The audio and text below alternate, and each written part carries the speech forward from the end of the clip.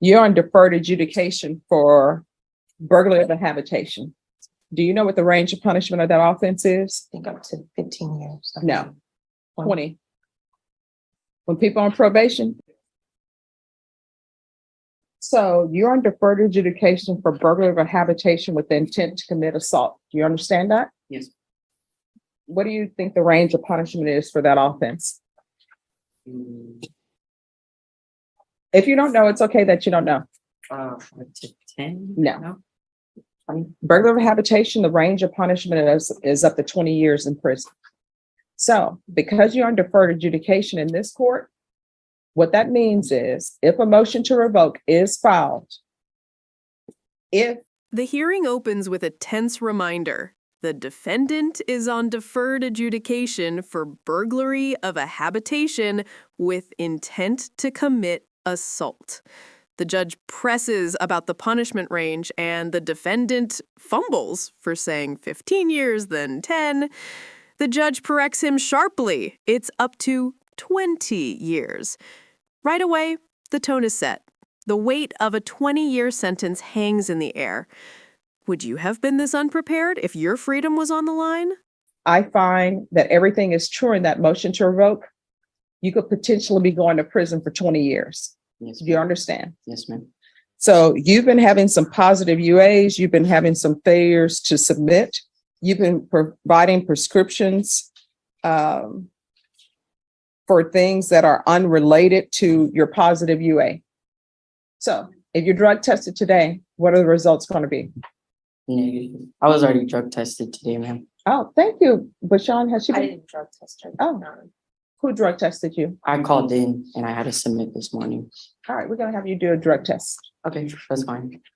All right, you're going to stay on the UA hotline. Do not come back here for missing the hotline. Do not come back here for testing positive, because I'm going to notate that we had this conversation. You understand? Yes, ma'am.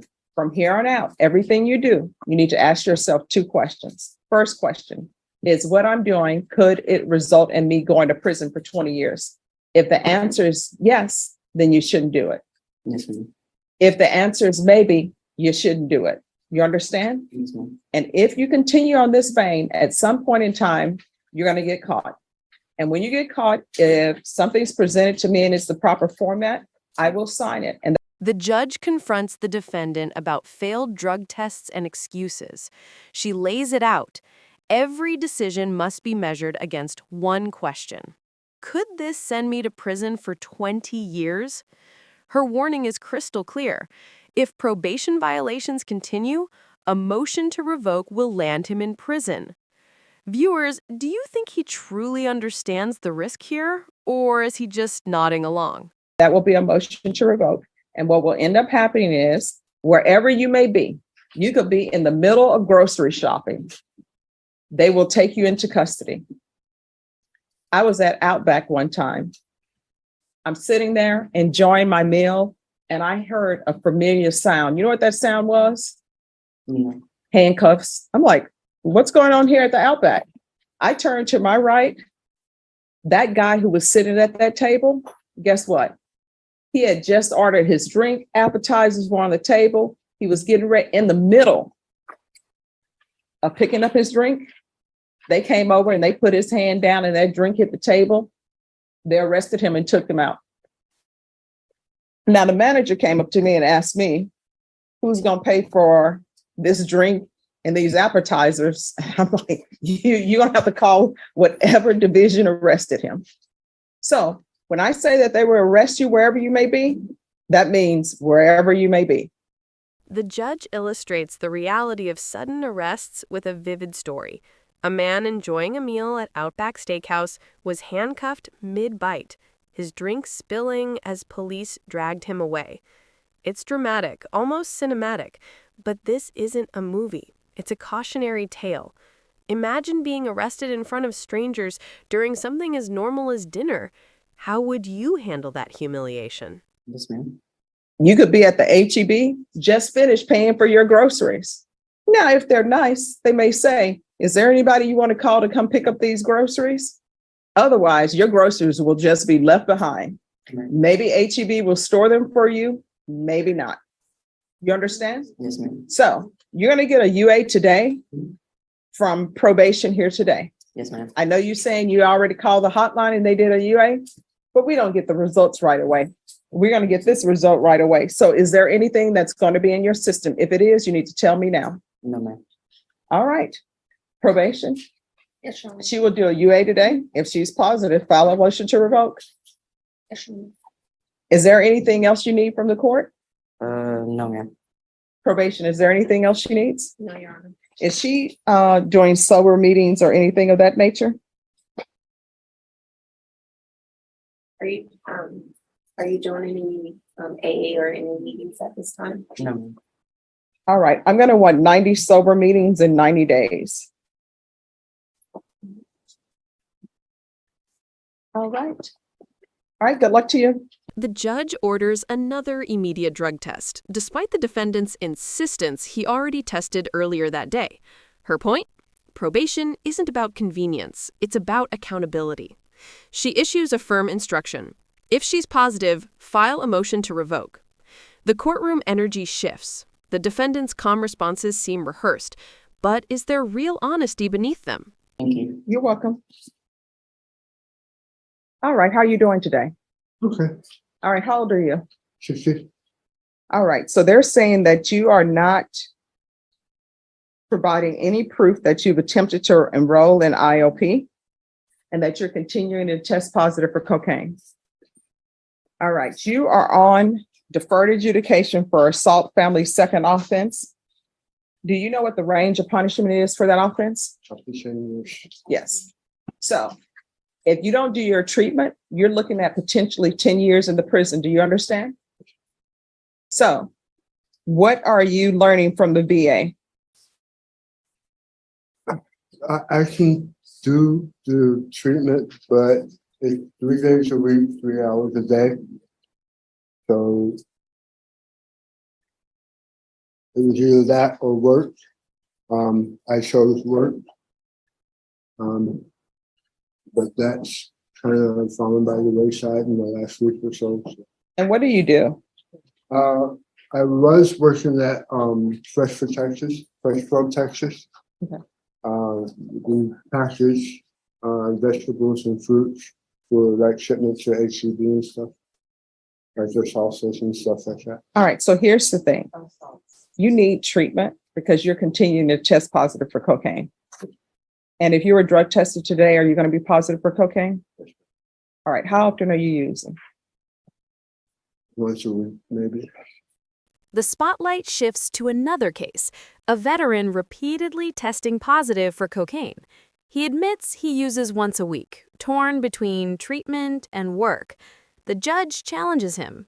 Is work more important than your freedom? The man openly confesses he'll test positive today. His honesty is refreshing, but heartbreaking.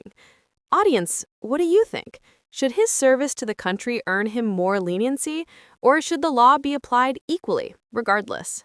Right, and what causes you to use? Is it just you're addicted to it, or there's a problem in your life? Let me use cocaine. Or is there a celebration? Let me use cocaine. Why are you using? Have you figured that out yet? It's just the people I'm associating with at the moment.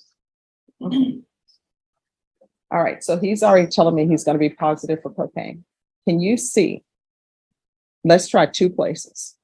Let's try Veterans Treatment Court, and let's try Felony Drug Court.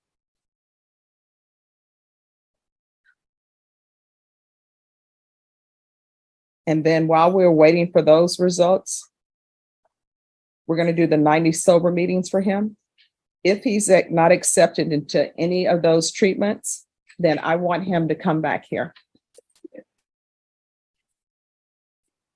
Mr. McClinton, I understand that you've served. I appreciate your service. And I don't know if there's some issue or when you started using drugs, but we've got to get a handle on this. Otherwise, the last time you use could be the last time you use. Cocaine is not good for the heart. It's not good for the liver. It's not good for any of that. You understand? Yes, ma'am. So probation is going to set up meetings for you with Veterans Treatment Court and Felony Drug Court. Can you call maybe and see if someone from Felony Veterans Treatment Court could come over? We're going to see if we could get somebody from Veterans Treatment Court to come and speak to you, okay? All right, and thank you for your honesty, but you're just going to have to try and do better.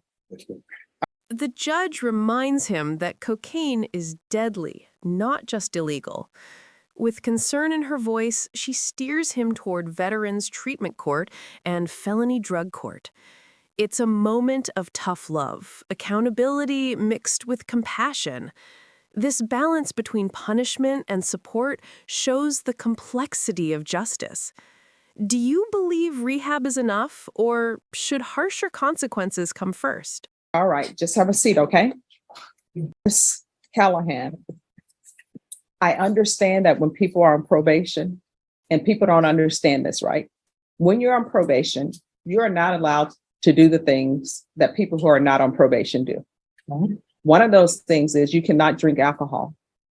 That is a zero tolerance, no alcohol. And those are conditions that are legislated. For example, when you're on probation, guess what? You cannot own any weapons. You understand that? Yes. So there are a whole host of things that if you were not on probation, you could do that are legal. But since you're on probation, you're not allowed to do. And one of those is drinking alcohol. Do you understand? Yes. So you are on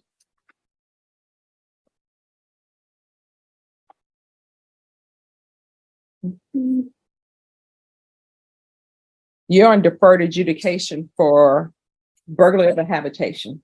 Do you know what the range of punishment of that offense is? I think up to 15 years. No, 20. When people are on probation, you should know what you're looking at if you are unsuccessful on it. You understand?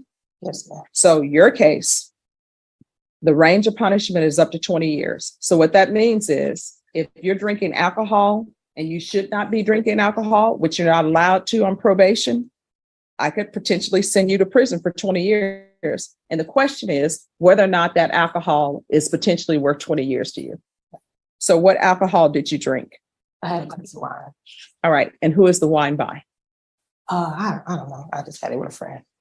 All right. Well, I mean, what type of wine was it? Merlot. Is the Merlot worth it? Did you have it with a meal? No. Now, I will tell you this. I do know that if you're at the Bexar County Jail or if you're at the prison, they do have a way that they can make alcohol if they want to make it. I don't know if you want that one, though.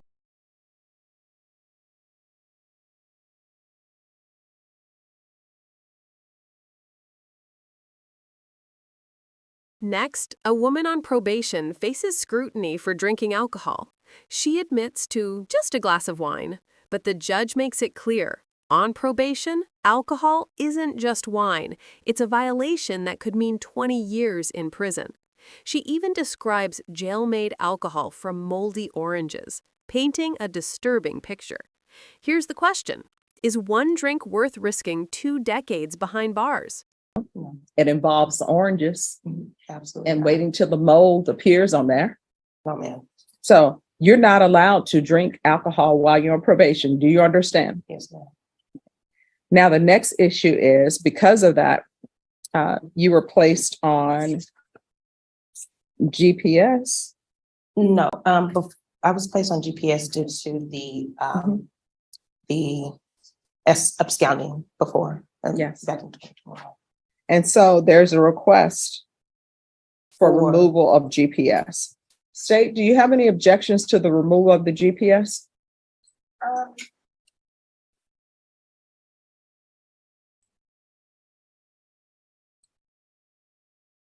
No, well, no, Your Honor, it's my understanding the violations were for low battery and Wi-Fi issues, and not for. Probation, do y'all have any objection It to? actually wasn't right now. Like low battery right now. No, I promise. No, Your Honor, no. Okay, so we'll do the removal of the GPS. And then probation. You all are recommending intensive outpatient treatment? Yes, Your Honor.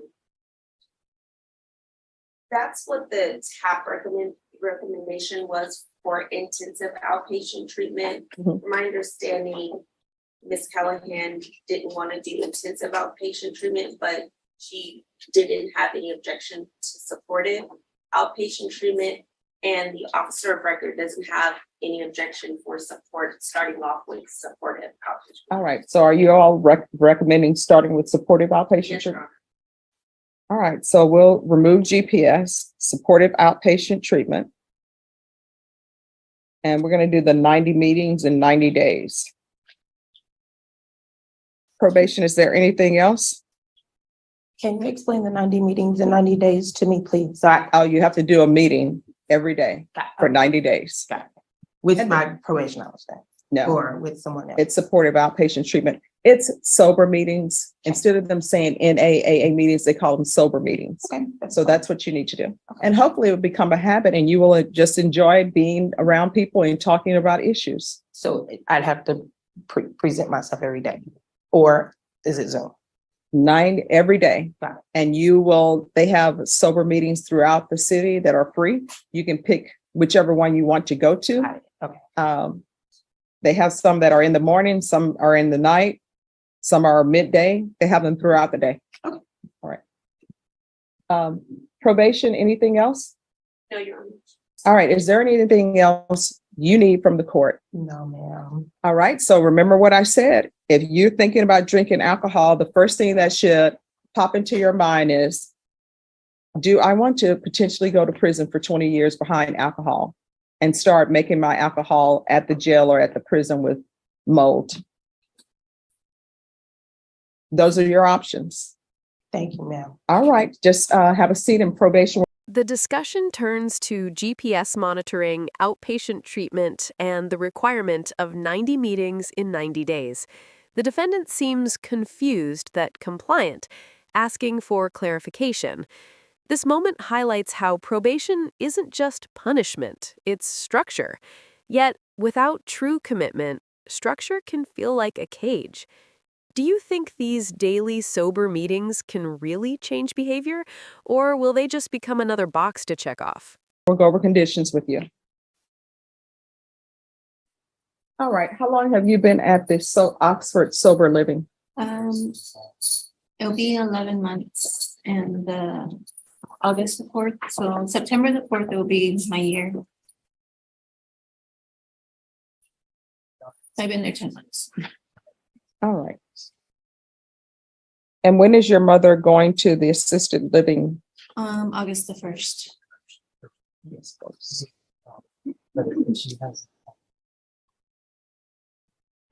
Probation. Yes, Your Honor. In regards to this case with her wanting to leave the Oxford Sober Living because she's saying her mother will no longer be able to take care of the 15-year-old. Yes, Your Honor.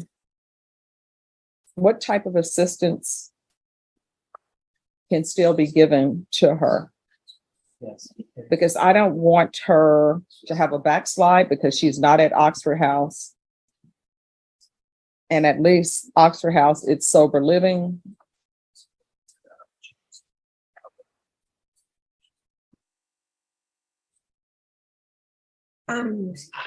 Your Honor, we can amend for IVR hotline and either the supportive outpatient treatment or intensive outpatient treatment. All right. We can start there. So I completed intensive outpatient December. Okay. Do you have a sponsor? Yes. That's a good thing. I have my sponsor, and then so from work, if I leave work at 6, there are meetings that I can go to off of Blanco that start at 7 throughout the week. I already go to those meetings, so it's easy for me to leave work, go over there, meet my sponsor before a meeting, and go home. All right. And who else would be living in the home with you and the 15-year-old? Just me and my 15-year-old. Okay. All right. So here's the thing. If you backslide, that's going to be a problem. And let me just tell you what all the problems that can happen if you backslide. Number one, maybe you won't be allowed to live with a 15-year-old anymore. You now know your mom can no longer take care of the 15-year-old. Yes. You understand? Yes. And because of this charge, you're looking at potentially 2 years in the state jail facility. I'm sorry, not 2 years. It was enhanced to a third degree. So you're looking at potentially 10 years in the prison. You understand? Yes, ma'am, I do. So it appears to me that you know what you need to do to remain clean and sober. Am I correct? Yes, ma'am. You've got to continue to do that. Yes. So your mom's is moving out on August The first. 1st. Mhm. And are you helping her with her move or? Mhm.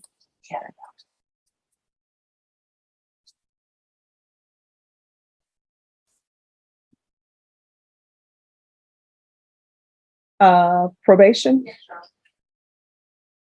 So in this case, is there any way we can get an update from Oxford House? Yes, Your Honor. All right, so this is what we're going to do. Are you employed? Yes. All right, what are your work hours? Anywhere from 8 to 6. Is that Monday every through day? Friday, and then Saturdays, if I work on a Saturday, which is not all the time, it's from 9 to 2. All right, so this is what I'm going to do. Do you have a lunch break? Yes. All right, so I'm going to reschedule you for July 24th, but you can appear by Zoom. Are you able to do Zoom? Yes. All right, we'll have you appear by Zoom. That'll give me a chance and probation a chance to check with Oxford House because I don't want to set you up for failure. Mhm. So I'm going to see what we can do. Okay. But I am going to let you move with your 15-year-old. I just want some safeguards in place. So you Okay. don't have to. Another case emerges. A woman balancing sobriety with the responsibility of raising her 15-year-old child. She's been in sober living for nearly a year, but now faces moving out because of family needs.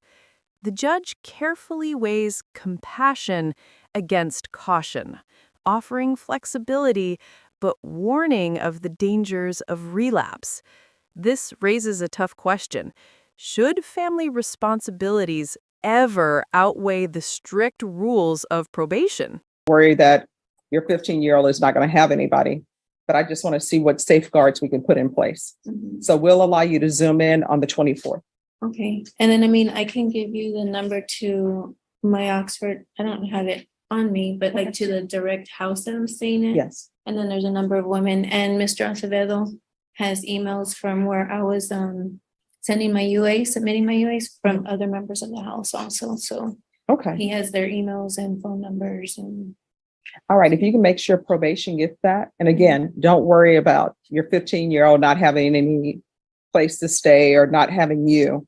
I just want to make sure that there are certain safeguards in place for you. I understand. So I'm going to allow that, but we'll have everything set up by the 24th so you'll know what to do. And I'm writing in here that you may appear by Zoom. Okay. Okay? I have another request, Your Honor. Sure. So I have a storage unit up in Everett, Washington, Mhm. and I don't have the funds right now. But I've been doing research on finding, moving like nationwide. So if I can get funds, can I get permission to go and pack up my storage unit so it can get transferred down here? All right. So here's the thing.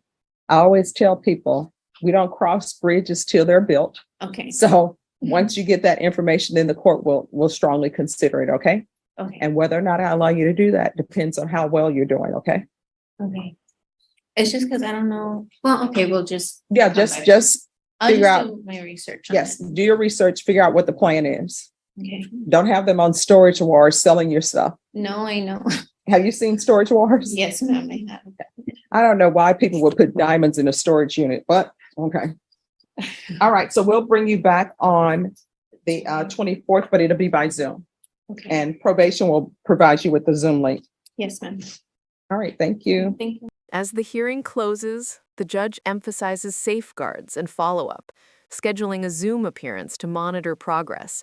She even jokes about storage wars, lightening the mood after such heavy discussions.